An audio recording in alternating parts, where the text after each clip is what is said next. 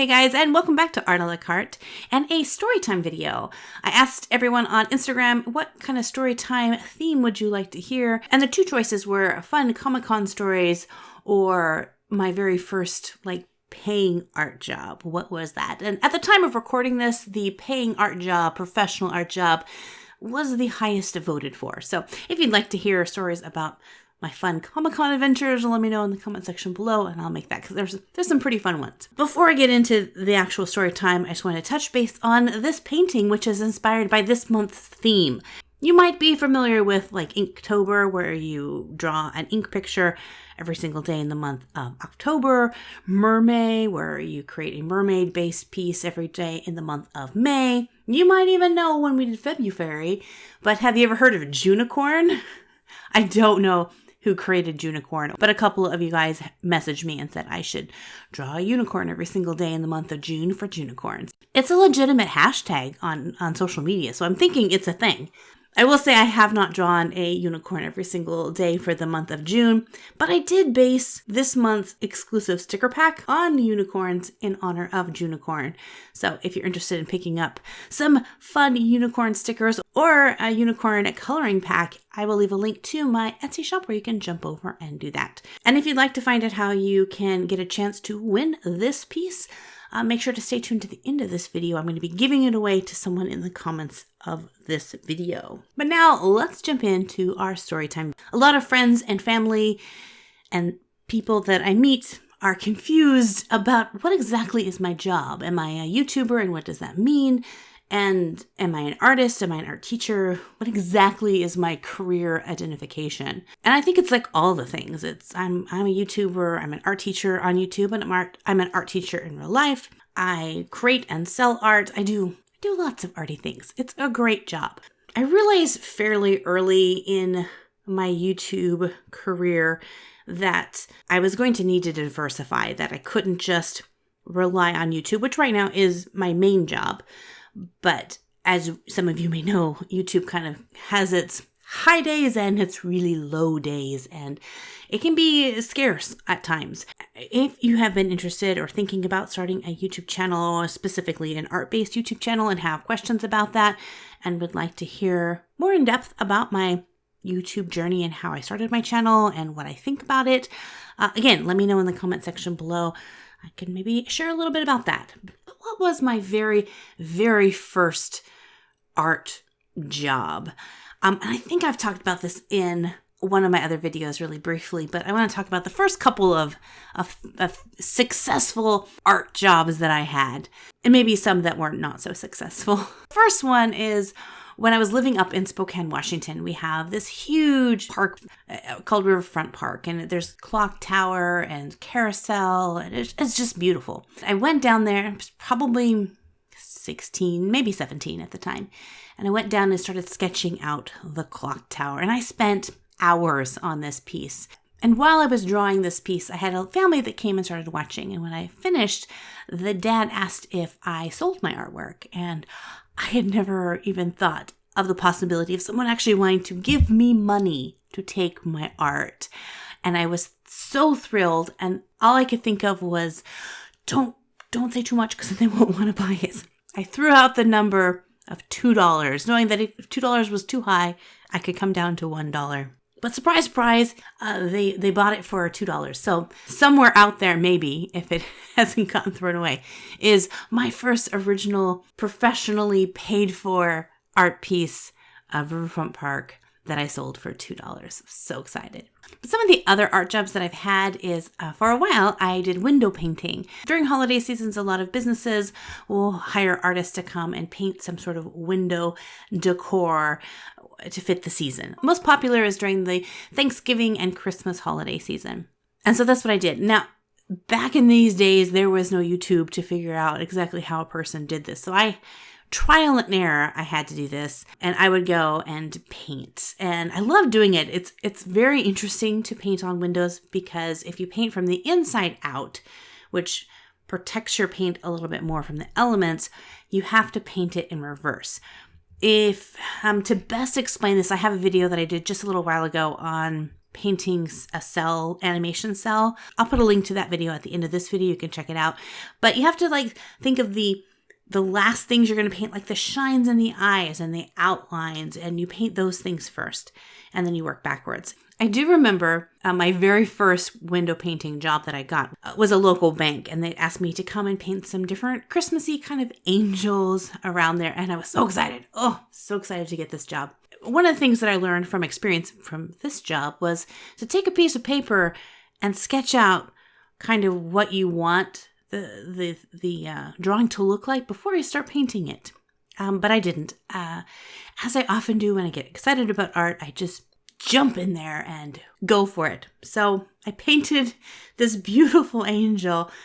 And if you've ever watched like an old Western movie and they walk into a saloon and there's like the picture of the lady kind of laying there above the bar, it's kind of, I mean, she was clothed, but that's kind of the position that my angel was in. She was very pretty. So that was my very first window painting job. I learned so much from doing window painting, specifically about communicating with customers and clientele. They might have a vision of what they want on their windows in their head. And as an artist, it's your job to kind of try to get that vision on paper and come to an understanding. So window painting was definitely super beneficial.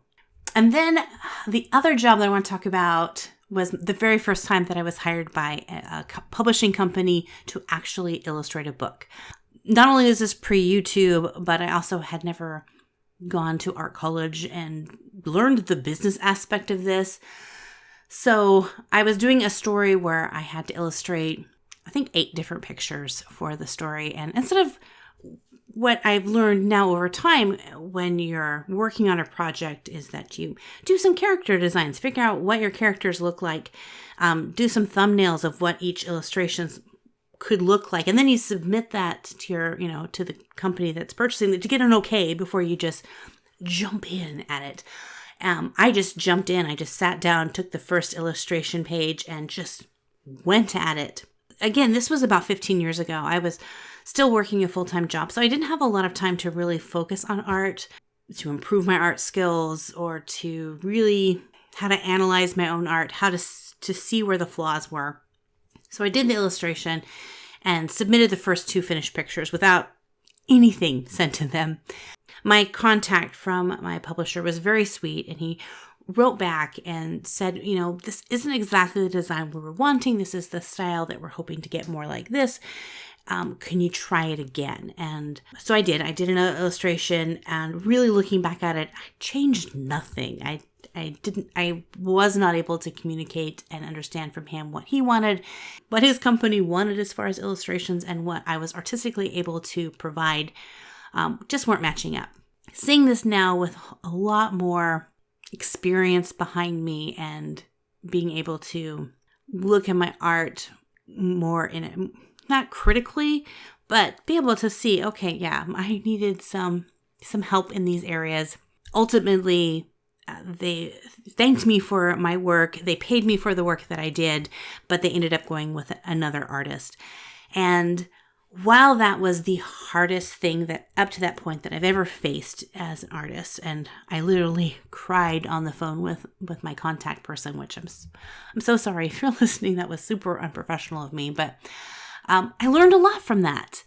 I was discouraged. I told myself I was giving up on drawing. I wasn't going to draw again. I just couldn't take that kind of rejection. I wasn't going to ever get good enough to do the things that I wanted to do.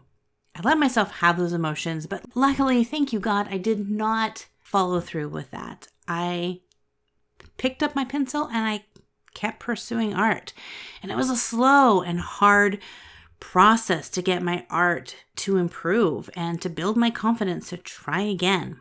And I've done a lot of other things because I didn't let fear of being rejected or failure stop me. It slowed me down. It delayed me a little bit, but ultimately didn't stop me.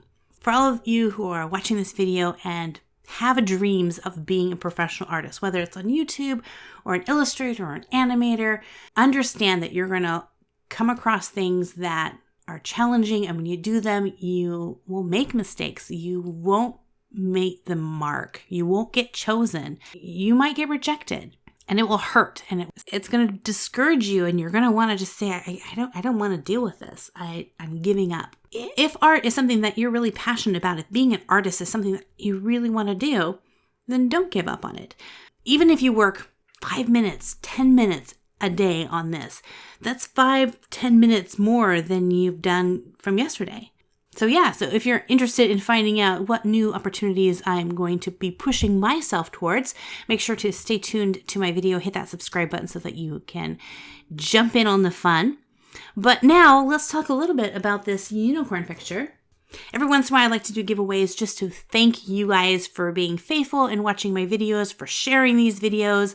As I say, there's 5 different ways that you can help your favorite YouTube channels be successful and succeed, and that's by watching videos, by subscribing to the channel, to commenting and liking, to hitting that notification bell, and sharing these videos with your friends and family, and encouraging other people to come and watch our videos. So I like to do little giveaways for those of you who are watching and commenting on my video. So what I'm going to do is I'm going to randomly pick a comment out of the comment sections for this video. And all you have to do is comment below what your favorite magical, mythical creature is. If it's a unicorn or a Pegasus or mermaid or a griffin or any kind of fairy tale creature. It could be a leprechaun. I don't care. Comment in the comment section that comment, and you will be entered in to win. Just a couple of kind of legal things is that if you are under the age of 18, make sure to have your parents or legal guardian's permission, because if you win, I need your mailing address to send this to you. And also, this is going to be open internationally, so anywhere in the world that you are, you can enter. You don't necessarily have to be a subscriber to my channel, but it'd be really sweet if you were. I generally get around 3,000 to 4,000 views on my videos lately. So I'm going to keep this open, the contest open, until I reach 3,000 views. As soon as I see the video hit 3,000 views, then I'm going to pick one of the comments there and then let you guys know in an upcoming video who that is. And then make sure to share this video on your social media so that other people can come and watch and get this up to 3,000 views even faster, so we can find out who wins. Who wins the unicorn picture. So guys, thank you so much for hanging out with me. God bless you guys. Keep being creative. Don't give up. Push forward. Follow your dreams. All that fun stuff. And we'll see you in the next art video. Bye-bye.